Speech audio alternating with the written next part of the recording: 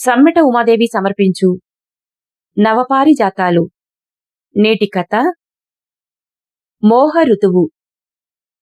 రచన ఉషాజ్యోతి బంధం.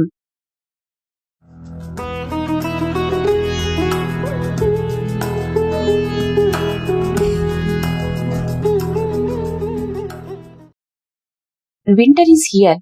సాగర్ దగ్గరగా వచ్చి నా చెవిలో గుసగుసలాడినట్లయింది గాలి తగలగానే. కొన్ని వాసనలకి, స్పర్శలకి ఎప్పటివో జ్ఞాపకాలు గిచ్చినట్లవుతాయి. చలికాలం మొదలైనట్లు ఎలాగో తెలిసిపోయేది చిన్నప్పుడు. ఉన్నట్టుండి ఒకరోజు గాలి మారిపోయేది. ఒక రకమైన మగతపూల వాసన గాలితో వచ్చి తగిలినప్పుడు ముక్కుపుటాలు కొంచెం మంటగా అనిపించి పొడిగాలికి పెదాలు తడారిపోయి పొట్లిపోయేవి. కాళ్లకి చేతులకి కొబ్బరి నూనె పట్టించి పగిలిన పెదాలకి వెన్నపూస రాసేది అమ్మ. అటక మీద గొంగలి తీసి ఉతికిచ్చి ట్రంకు పెట్టెలో స్వెటర్లు తీసి అందరికీ బట్వాడా చేసేది. ఇదంతా కలిపి ఒక టెన్షన్ క్రియేట్ అయ్యేది. తెల్ల చామంతులు, పచ్చ చామంతులు, చిట్టి చామంతులు తోటలో మిగిలిన పూలవాసనల్ని డామినేట్ చేసేవి. పనంతా అయిపోయాక అమ్మ స్నానం చేసి తల్లో చామంతులు పెట్టుకుని వీధి గుమ్మంలో కూర్చునేది. తన వెనకగా కూర్చొని మెడ చుట్టూ చేతిలేసి కోటయ్య పెదనాన్న వాళ్ల పెంకుటింటి మీదుగా మినుకు మినుకుమనే చుక్కలు చూడ్డం భలే ఉండేది. ఇంత డ్రామా ఉండేది లైఫ్లో. చిన్న చిన్న సంతోషాలు, ఎక్సైట్మెంట్లన్నీ వయస్సుతో పాటు బండబారిపోవటం ఎప్పటికప్పుడు తెలుస్తూనే ఉంటుంది. కాని ఆ హెల్ప్లెస్నెస్ ని ఏం చేయగలం? 6వ నెంబర్ ప్రమాద గంటిక లాంటి హెచ్చరికల్లాంటివేవీ జారీ చేయకుండానే జీవితం అమాంతం మీద పడుతుంది. పడిలేచి దానితో కుస్తీ పట్టంతోనే ఎన్ని సెన్సిబిలిటీస్ సైలెంట్ గా చచ్చిపోతాయో మనకి గుర్తు కూడా ఉండదు. ఒక్కోసారి వెనక్కి తిరిగి పారిపోదామనిపిస్తుంది. ఇంకొకళ్ళని మిస్ అవడం కంటే నా పాతే నన్ను ఎక్కువ మిస్ అయినట్లు అనిపిస్తుంది. పెసిమిస్ట్ అంటే అన్నారు గాని నిన్నల్లో మన్నల్లో అన్నీ అందంగా అనిపిస్తాయి. బాధ కూడా కొన్నాళ్లు పోయాక అప్పటి తీవ్రత పోయి రొమాంటిసైజ్ అవుతుంది. ఇది పనికిరాని డిప్రెసివ్ నోస్టాల్జియా ఏం కాదు. కొండలు గుట్టలు ఎక్కి రాళ్ళు రప్పలు తగిలి మోకాళ్ళు డోక్కుపోయి బొటనివేలు నుండి కారే రక్తంతో కాళ్ళీడ్చుకుంటూ కొండ చివర నుంచుని చూసినప్పుడు ఆ ప్లేస్ కన్నా అక్కడిదాకా వచ్చిన దారే అందంగా కనపడదు. వెనక్కిపోయే వీలులేక ముందుకు నడుస్తున్నాం అనిపించని వాళ్ళెంతమంది? ఎందుకో అనుకోకుండా మొదటి అనుభవం సినిమాలో పాట గుర్తుకొచ్చింది. ఆ పేరు చాలా మెమరీస్ ని ట్రిగ్గర్ చేస్తుంది విన్న ప్రతిసారి. చుట్టింటి ముందు కూర్చొని అమ్మ కాచే నెయ్యి వాసన చూసినప్పుడు ఫస్ట్ టైం అమృతంతో ఆ వాసనని పోల్చుకోవటం, 14 ఏళ్లప్పుడు చాటుగా దాచుకొని పిల్లలు పుట్టడం మొదటిగా చూసినప్పుడు కలిగిన ఆశ్చర్యం, వికారం, మొదటి మొగస్పర్శ, ఫస్ట్ ఎవర్ బ్రేకప్, మొదటి ముద్దు అన్నీ గిర్రును తిరుగుతాయి బుర్రలో. మొదటి ముద్దు పెట్టుకున్న అబ్బాయి మొహం ఇప్పటికీ స్పష్టంగా గుర్తుకురాదు. ఆ ముద్దు రుచి ఎలా ఉండిందో ఎంతకీ జ్ఞాపకం రాదు. కొత్త కాపురానికి వెళ్లేటప్పుడు బిహార్ దాకా ఒక్కదాన్ని పంపించలేక అక్కతో పాటు అరణంగా నన్ను కూడా పంపించాడు నాన్న. ఆ నార్త్లో 5 నెలల ఎక్స్ట్రీమ్ వింటర్ని అక్కా చెల్లెలం ఎలా సర్వైవ్ అయ్యామో మాకే తెలియదు. ఇంటి ముందు కల్లాపి చల్లడానికి, గిన్నెలు కడగటానికి కూడా నీళ్లు కాచుకునేవాళ్లం. అలాంటి చలికాలపు ఉదయాల్లో మంచుని చేతితో బూజు తీసినట్టు దులుపుకుంటూ చిన్న గౌనేసుకొని బుట్ట పట్టుకొని ఆర్మీ క్వార్టర్స్ కి కొంచెం దూరంలో ఉన్న క్యాంటీన్కెళ్లి పాల ప్యాకెట్లు తెచ్చేదాన్ని. క్యాంటీన్లోకెళ్లగానే ఓ 16-17 ఏళ్ల అబ్బాయి కౌంటర్ మీద నుంచే చేతులు వేడి చేసి నా చెంపల మీద పెట్టేవాడు. దాదాపు రోజూ చేసేవాడు అలాగా. చిన్నదాన్ని కదా, అలా చేసేవాడేమో అనుకునేదాన్ని. లేదు, అప్పుడలా అనుకునేంత జ్ఞానం లేదు లక్కీగా. ఇప్పుడు అనిపిస్తుంది గుర్తు చేసుకుంటే అలాగని. 5 నెలల తర్వాత ఇక మేం ఊరెళ్ళిపోతున్నామని చెప్పటానికి వెళితే ఒక బర్ఫీ చేతిలో పెట్టి వంగి పెదాలపై ముద్దు పెట్టాడు. గుమ్మం దగ్గరికెళ్ళి వెనక్కి తిరిగి చూశాను. కళ్ళ నిండా నీళ్లతో తెల్లటి పిల్లాడి బుగ్గలు ఎర్రెర్రగా కందిపోయాయి. గుమ్మం దగ్గర 10 ఏళ్ల పిల్ల, కౌంటర్ అవతల ఆ 17 ఏళ్ల పిల్లాడు. ఆ ఫ్రేమ్ అలా ఫ్రీజ్ అయిపోయింది. కాని ఆ ముద్దు టేస్ట్ ఎలా ఉండిందో అని గుర్తురాదు ఎంత గింజుకున్నా. You easily get carried away. ఒక్క నిమిషం వదిలేస్తే ఆలోచనల్లో పడిపోతావు. సాగర్ మళ్లీ నా చెవిలో అన్నట్టే స్పష్టంగా వినిపించింది. చూస్తే ఎదురుగా తను లేడు.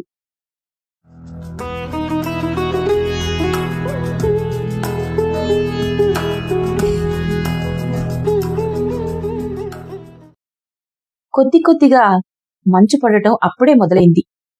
ఇలా రాలే మంచును చూసి శ్మశానం నుంచి బూడిద తెచ్చి ఎవరో ఆకాశం నుంచి చల్లినట్లనిపిస్తుంది అన్నాడోసారి. ఎందుకలా ఆబ్సర్డ్ గా మాట్లాడతావంటే, life itself is a absurd అనేవాడు. తిరిగి తిరిగి తను ఈ ప్లేస్ ని ఎంచుకోవడం ఆశ్చర్యం. నార్త్ నాకసలు దొబ్బదు మ్యాన్. ఆ హిందీ వాళ్ల యాస, ఆ జనాలు నా వల్ల కాదనేవాడు. ఇప్పటికీ ఎప్పుడొచ్చినా 4 రోజులొచ్చి చూసి తిరిగి వెళ్ళిపోవడం తప్ప నాక్కూడా ఇది నా దేశం అనే ప్రత్యేకమైన ఫీలింగ్ ఏం లేదు. అన్లెస్ బ్యాక్గ్రౌండ్ లో ఎవరైనా జనగణమన పాడితే తప్ప. ఆల్ప్స్ ఎంతో, వింధ్య హిమాచల్ అంతేగా, జియోగ్రఫికల్లీ మైల్స్ అపార్ట్. అయినా భాగాలేసుకొని ఈ నా కొండలు, అయి నాలోయలు, ఈ పంపకాలు విచిత్రం.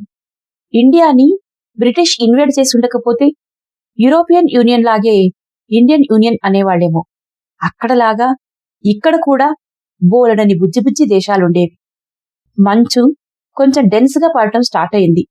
మనుషులంతా కొత్త. భాష తెలిసినా చుట్టూ అదో స్ట్రేంజ్ అంబియన్స్.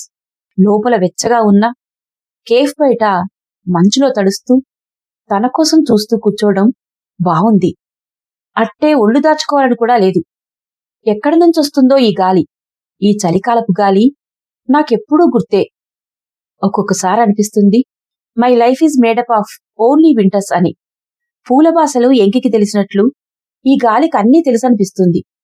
ఎక్కడో సైబీరియా మైదానాల మీద నుంచి గోబీ ఎడాలుగా ప్రయాణం చేసి ఈ హిమాలయాలను తట్టుకొని ఇక్కడే నిలిచిపోయిన ఈ గాలిలో ఏదో తెలియని మార్మికత ఉంది. ఈ నేల మీద నడిచిన మొదటి మనుషులెవరో, భాషొచ్చాక మాట్లాడుకున్న మొదటి మాటలు ఏవయ్యుంటాయో ఆ సమూహాల గుసగుసల గాలిలో రాసిపెట్టి వెళ్ళినట్టు ఈ గాలి తగిలినప్పుడు ఒళ్ళు గగురు పొడిచి ఎక్కడి నుండో ఏవేవో గొంతులు వినిపిస్తాయి. అర్థమయ్యి కాని భావం సతమతం చేస్తుంది. వేల మైళ్ళ అవతల నుండి అవ్యక్తంగా పిలిచినట్టు, ఏవో రహస్యాలు చెప్పినట్టు ఉక్కిరి బిక్కిరైపోతాను. వెళ్లిన వాళ్లంతా ఈ దారినే నడిచిపోయి ఉంటారా? మనం చూడలేని వాళ్ల పాదముద్రల్లో అడుగులేస్తూ మనం ఎక్కడికి పోతామో ఈ అనంత ఆకర్షణలోకి నన్నేదో లాక్కెళ్ళిపోతున్నట్టు మనసు గతి తప్పుతుంది. డాన్ ద సౌత్ వింటర్స్ కి, నార్త్లోని వింటర్స్ కి ఎంత తేడా! అక్టోబర్ ఇప్పుడే స్టార్ట్ అయింది. శరద్మాసపు వెన్నెల్లో చిటికెడు మంచు కలిపినట్టు నులివెచ్చని చలి అక్కడిది. మంటకి కాగినట్టు ఇక్కడ చలి కాల్చి ఒంటిని కోసేస్తుంది. బాడీ నంబై స్పర్శ లేకుండా పోతుంది. నిపిల్స్ సెన్సిటివ్ గా అయి భరించలేనంత నొప్పేస్తాయి. వాటిని తను కాపాడతానని చేతులడ్డు పెట్టి వెంటపడేవాడు. చెప్పుకోలేనంత సిగ్గేసేలా మోహించాడు. తననిప్పుడైనా ప్రేమించానా అని అడుగుతుంది మనస్సు. అసలు ప్రేమంటే ఏంటని తెలిస్తేగా తనని ప్రేమించానో లేదో తెలియడానికి. ప్రేమనే పదార్థపు చుట్టుకొలతలు, లోతుపాతులు తెలిసిన మనిషంటే చెప్పాలి. చిక్కటి నలుపు తెలుపుల్లో ఉండదు. Life is always this abstract. ఎంత సింపుల్ గా ఉందామనుకుంటే అంత గజిబిజిదారుల్లో నడుస్తుంది. అనుకున్నవి అనుకున్నట్లుగా ఏ కొద్దిమందికో తప్ప జరగవేమో.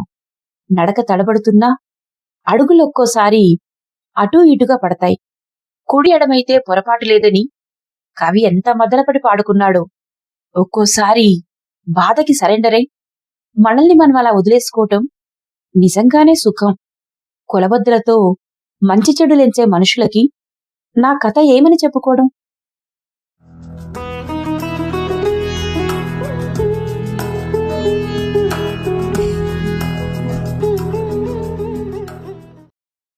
సత్య జ్ఞాపకాలింకా తడిగానే ఉన్నాయి. కలుసుకున్నంతసేపు పట్టలేదు విడిపోవడానికి. ఎందుకు? సత్య మీద అంత ప్రేమేమైందంటే ఎట్లా చెప్పడం? అయినట్లు కూడా చాలా రోజులు అర్థం కాలేదు. ఉట్టి ఇష్టమనుకున్నానేమో కూడా. తన లైఫ్లో ఎవరూ లేనప్పుడు చెప్పలేదు నువ్వంటే ఇష్టమని. ఆ తర్వాత చెప్పే అవసరం రాలేదు. కాని ఓ రోజు కోపం కొద్దీ నన్ను తనేదో అరిచేసరికి తమాయించుకోలేక చెప్పేశాను. చెప్పడమైతే చెప్పాను, కాని చెప్పేశాక మనసులో లేదు. అర్థం లేని పని చేశానేమో. ఎక్కడికి పోతుంది దారి? బోలెడన్ని ప్రశ్నలు. ఆ రోజు రంజాన్ అనుకుంటా. సత్య కాల్ చేశాడు, కలుద్దాం ఓసారని. ఇష్టంగా ఉంది. కాని ఆ కాంప్లికేటెడ్ సిచ్యుయేషన్లో అదో రకమైన బెరుకు. మనసు అటూ ఇటుగా పోతోంది. తనొస్తున్నాడనే ఎగ్జైట్మెంట్ ఓ పక్క, ఎందుకిదంతా అని మరో పక్క. లైట్స్ ఆఫ్ చేసి ఇల్లంతా దీపాలు పెట్టి నల్లటి చీర కట్టుకుని తల్లో బోలెడన్ని జాజులు పెట్టుకున్నా. చాలా చీకటైపోయింది తానొచ్చేసరికి. ఆ రాత్రి అబద్ధమంత నిజం. చాలాసేపటిదాకా ముట్టుకోడానికి కూడా సంశయించాడు. దగ్గరికి తీసుకుని అలా ఉండిపోయాడు తెల్లారేదాకా. ఇద్దరికీ కలగానే ఉంది.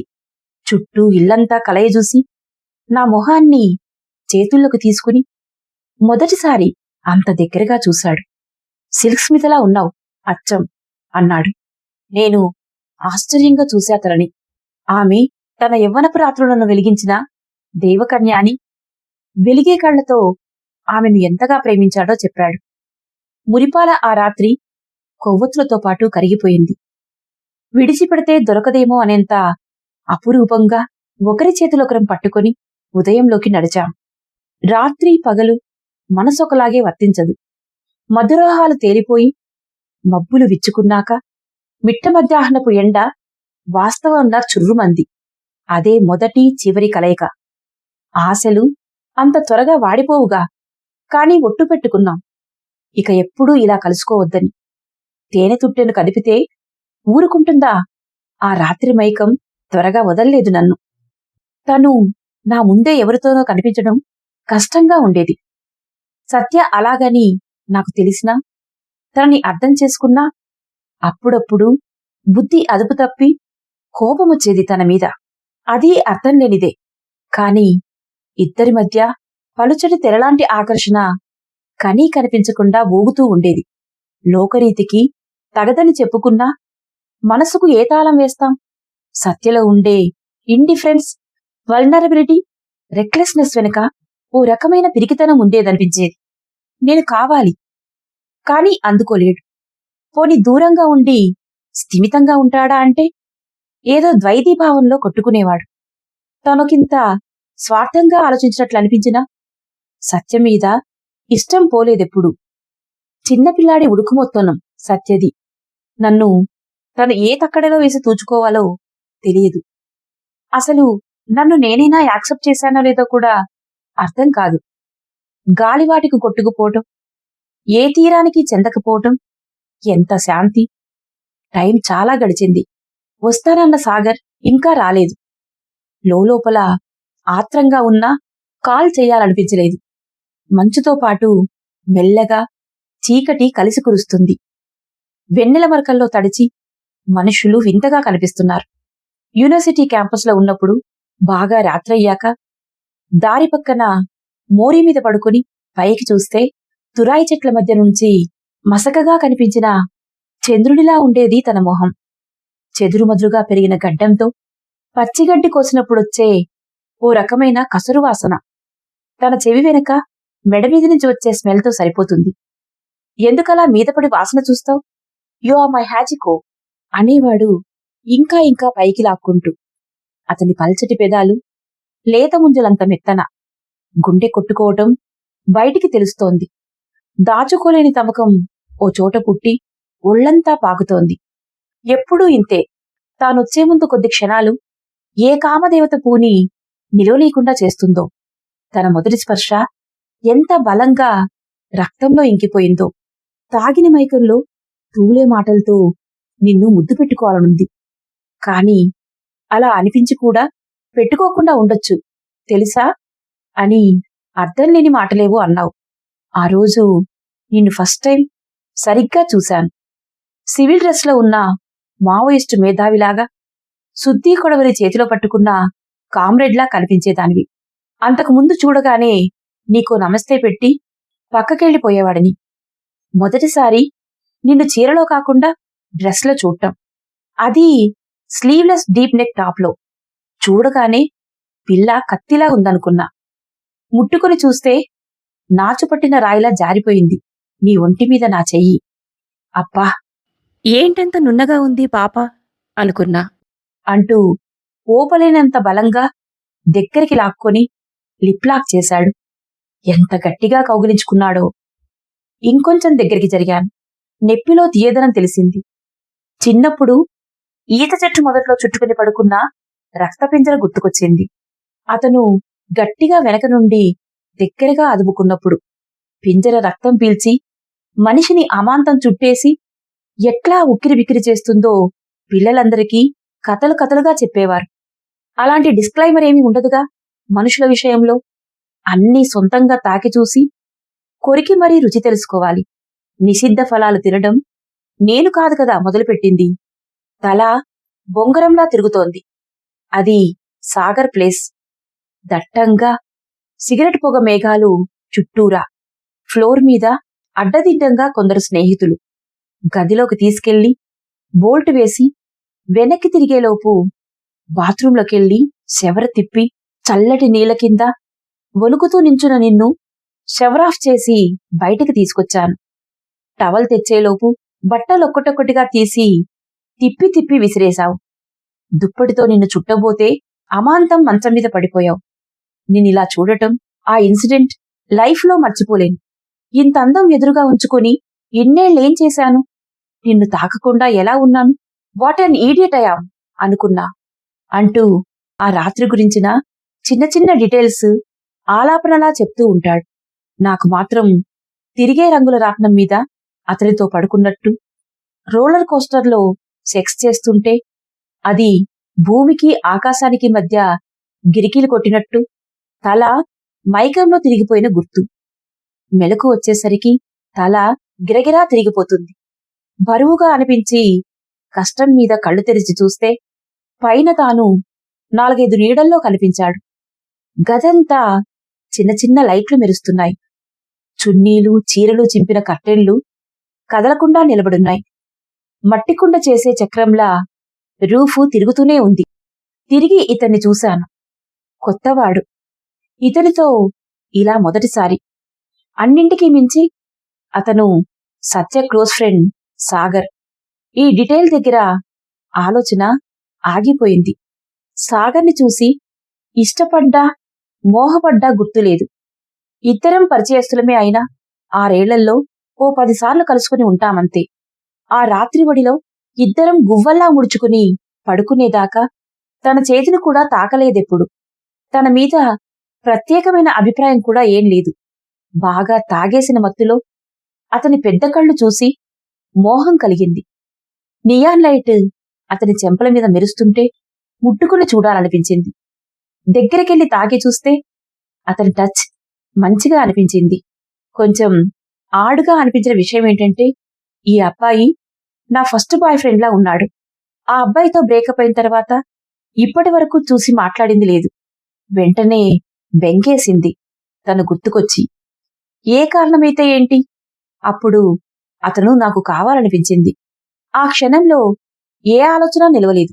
అయితే ఏంటని మనసు తలెగరేసింది. ఇలా సుఖానికి ఒళ్ళప్పగించి ఎన్ని రోజులైంది? తన గరకు చేతుల్లో నలిగిపోయి ఆ తీయటి బాధతో ఒళ్లంతా మూలుగుతోంది.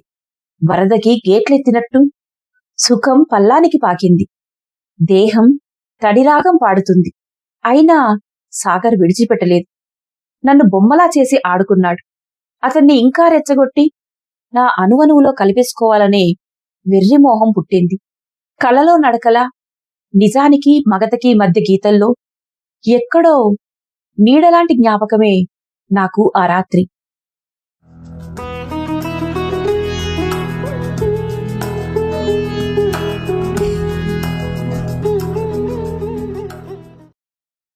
తెల్లారిపోయింది.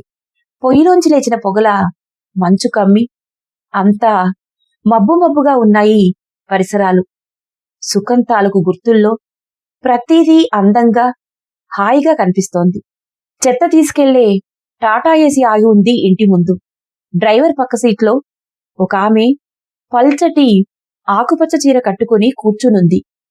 తలకి నూనె రాసి నున్నగా దువ్వి పిన్నులు పెట్టి బిగుతుగా అల్లుకున్న జడలో కనకాంబరాలు పెట్టుకుంది. అటుగా తిరిగి కూర్చొని విండోలో నుంచి బయటికి చూస్తోంది. డ్రైవర్ సీట్లోంచి చెత్తవాడు దిగెళ్ళి ఆమెతో ఏదో అనేసి చెత్త కోసం వీధిలోకి వెళ్ళిపోయాడు. సిగ్గుపడి ఇటువైపు తిరిగింది. ఆమె కళ్ళు నా కళ్ళు ఒక క్షణం కలుసుకుని విడిపోయాయి. ఆ కళ్లల్లో చెకుముకిరాయి ఆమె కళ్లల్లో మెరిసింది. సంతోషపు స్థాయిలో ఏ తేడానూ ఉండదనుకుంటా ఏ ఇద్దరి మధ్య. ఆమె నేను ఒకే ఆత్మలా అనిపించాం ఆ నిమిషంలో. అట్లాంటి చోట సాగర్ని కలుస్తానని ఎప్పుడూ అనుకోలేదు. తన పేరు కూడా అట్టే గుర్తు రాలేదు. ఒక్కొక్కరు ఒక్కో దారిన వస్తారు మన లైఫ్లోకి. ఇతను మాత్రం చుక్క తెగినట్టు ఉల్కాపాతంలా వచ్చాడు. మంచి చెడ్డలు ఎచ్చుకునేంత వ్యవధి లేదు.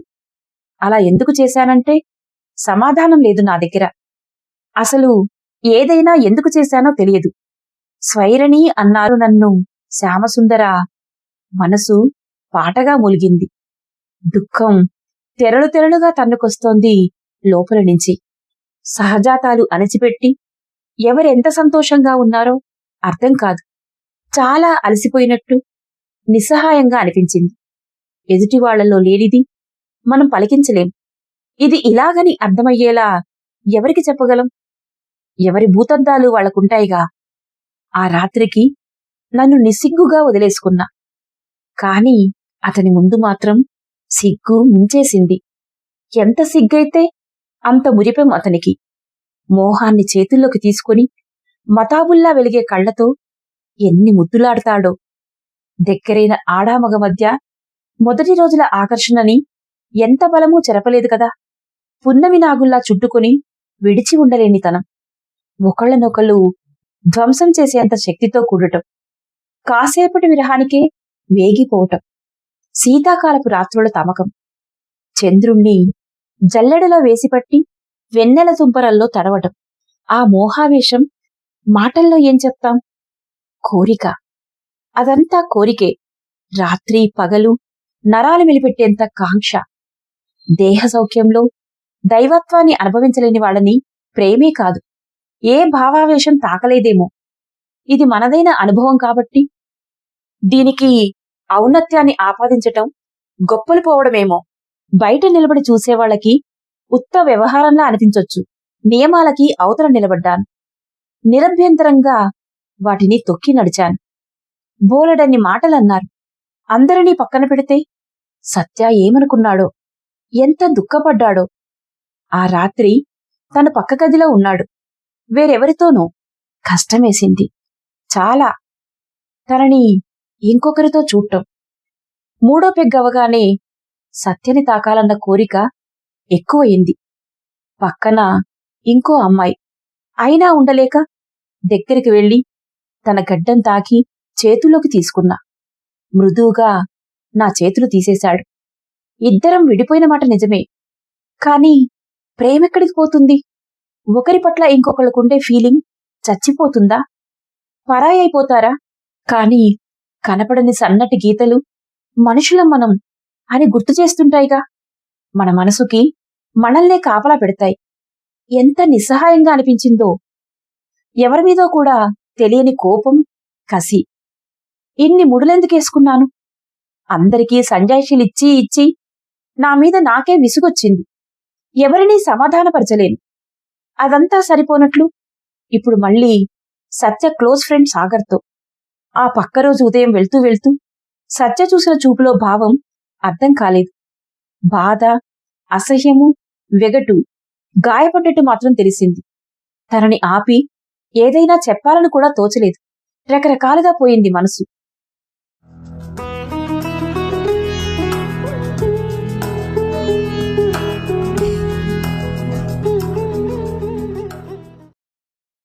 ఓ వారం తర్వాత సత్య నేను ఎదురుపడ్డాం అనుకోకుండా.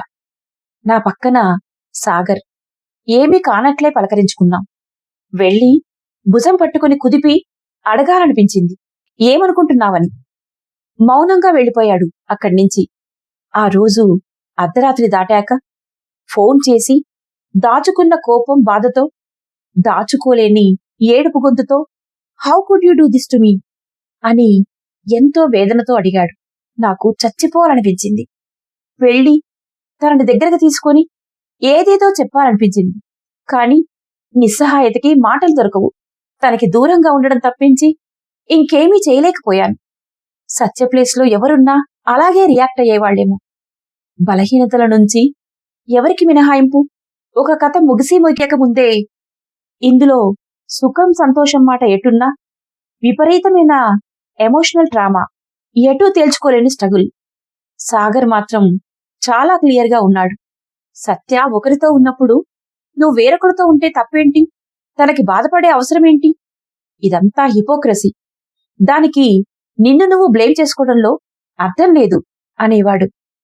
కాని అన్నీ గీతకు అటూ ఇటుగా అంత ఖచ్చితంగా ఉంటాయా? ఒకరంటే ఒకరికి సరిపడక కాదుగా దూరమైంది సత్యా నేను. ఇద్దరి లైఫ్లో ఉన్న మనుషుల ఫీలింగ్స్ ని స్టేక్గా పెట్టలేకే కదా ఈ దూరమని నేనంటే. దానిలో ఉన్న హిపోక్రసీని నువ్వు అర్థం చేసుకోవట్లేదనేవాడు. తప్పొప్పుల మాట ఎటున్నా సాగర్తో ఉన్నంతసేపు ప్రశాంతంగా ఉండేది. తను నా ఫాస్ట్ బట్టి నన్ను జడ్జి చేయలేదు. ఇప్పుడు తనతో ఉండమని నన్ను ఇబ్బంది పెట్టలేదు. ఎంత లాలనగా చూశాడో నన్ను. పావురాయి మెత్తటి రెక్కల కింద దాచుకున్నట్టు అపురూపంగా దాచుకున్నాడు గుండె కింద. ముందేంటంటే ప్రశ్నలేవీ ఉండేవి కాదు తనకి. నేనొదిలేసిపోతాననే దిగులు కూడా లేదు. ఉన్నా కనిపించనివ్వడు. తన లోపలికి నన్ను తొంగిచూడనివ్వడు. అలాగని నాతో టైంపాస్ చేసినట్లు కూడా ప్రవర్తించలేదు. లైఫ్ పట్ల తనకున్న డిటాచ్మెంట్ చూస్తే వండర్గా అనిపించేది.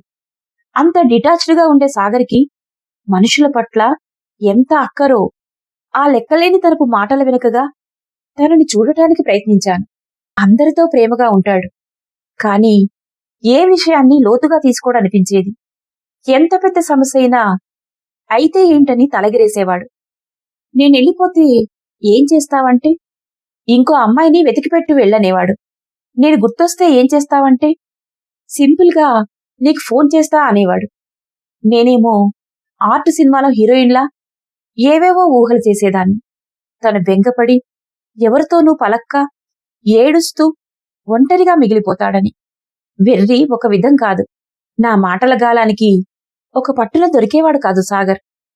కాని ఎందుకో ఒక అర్ధరాత్రి వేళ ఏం గుర్తొచ్చి కలవరపడ్డాడో కాని ఒళ్ళో తలపెట్టుకుని వెక్కి వెక్కి ఏడ్చాడు.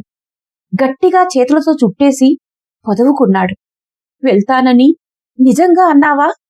ఒకవేళ వెళ్ళిపోయినా కూడా నాతో పలక్కుండా దూరంగా ఉండకు.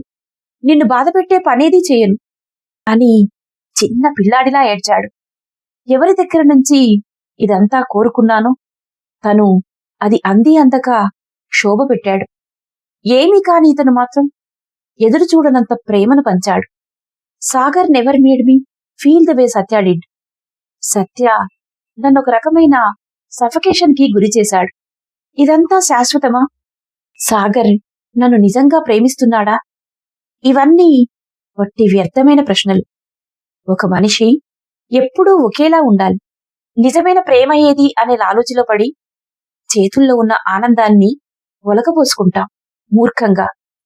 ప్రతిదాన్ని ప్రశ్నించి తర్కంతో లెక్కలు కడతాం వెర్రిగా. ఎంత మెచ్యూర్డ్గా ఆలోచించడానికి ట్రై చేసినా నన్ను మాత్రం ఏదో ఇన్సెక్యూరిటీ ఎప్పుడూ వేధించేది. అటూ ఇటుగా తూగుతూ ఉండేదాన్ని. దానివల్ల వచ్చే రెస్ట్లెస్నెస్, ఎగోనిలతో ఎప్పుడూ ఓ ఏడుపు లోపల.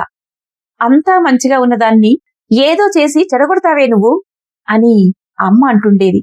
అలా ఈ స్ట్రగుల్ భరించలేక ఓ రోజు సాగర్కి చెప్పకుండా చాలా చాలా దూరం వెళ్ళిపోయాను. ఫోన్ తీసేసి ఏ కమ్యూనికేషన్ లేకుండా చేసుకున్నా. ఎవరికీ సమాధానం చెప్పే అవసరం లేని చోటికి నా పాత నన్ను నేను మర్చిపోయేంత దూరం పోయా. సత్య కంటే సాగర్ ఎక్కువ గుర్తుకొచ్చేవాడు. తన పట్ల మరీ సెల్ఫిష్ గా ప్రవర్తించాలనిపించింది. ఓ మాట చెప్పి వెళ్ళిపోయి ఉంటే బావుండని ఎంత అనిపించిందో. కాని అలా చేస్తే వెళ్ళిపోలేననే భయం ఉండింది మనసులో. లోన్లీనెస్ భరించలేక ఏడ్చి ఏడ్చి గొంతు తడారిపోయేది. కాని ఎవరికీ చెందని ఒంటరితనం ఒక సాంత్వననిచ్చేది. పైగా సాగర్ లాంటి మనిషితో ఏదైనా బంధం కావాలనిపించింది. పెళ్ళంటే వెగటి పుట్టి ఉన్నాను కాబట్టి అది వద్దనే తెలుసు. కాని చిత్రంగా తనతో పిల్లలుంటే బావుండనే కోరిక చాలా భయపెట్టింది. మళ్లీ ఏవో చిక్కుముడులు అల్లడానికి తయారైంది మనస్సు. ఏ బంధం లేకుండా నిలవలేదు. పొట్టి పిరికిది. అదంతా వద్దని తోసేసి ఇట్లా ఒంటరిగా ఉండటం ఒక రకమైన మొండితనాన్నిచ్చింది. రొటీన్ని, స్తబ్దతని తిట్టుకుంటాం. కాని ఒక్కోసారి అవే కాపాడతాయి మనం అల్లుకున్న చిక్కుముడుల నుంచి. నన్ను నేను తమాయించుకోగలననే నమ్మకం వచ్చాక కలవాలనుకున్న మొదటి మనిషి Sagar. I owe him an answer. ఇప్పుడు మనసు కాస్త తేటగా ఉంది. గతాన్ని, భవిష్యత్తుని భుజాల మీద నుంచి వదిలించుకున్నా. ఈ క్షణం బ్రతకాలనుకుంటున్నా. సాగర్ ఎక్కడున్నాడో కనుక్కోవటం పెద్ద కష్టం కాలేదు. వచ్చి కలుస్తానని చెప్పినప్పుడు తను మౌనంగా ఉన్నాడు ఓ నిమిషం. తర్వాత ఎక్కడికి రావాలో చెప్పాడు. ఎలా ఉన్నాడో సాగర్. నేను చేసిన పిచ్చి పనికి ఎంత నొచ్చుకున్నాడో. తను రాగానే ఏం మాట్లాడాలి? ఎందుకెళ్ళిపోయావంటే ఏమని చెప్పాలి? వెనకగా అడుగుల చప్పుడు కొద్ది కొద్దిగా దగ్గరవుతుంది. హార్ట్ బీట్ పెరిగింది. వెనక్కి తిరిగి చూడాలనిపించింది. మంచు మరీ దట్టంగా పడుతోంది. గ్రే కలర్ ఓవర్ కోట్తో బ్లాక్ క్యాప్ లో వచ్చాడు సాగర్. కాస్త దూరంగా నుంచుని చూస్తున్నాడు. లేచి దగ్గరగా వెళ్ళాను.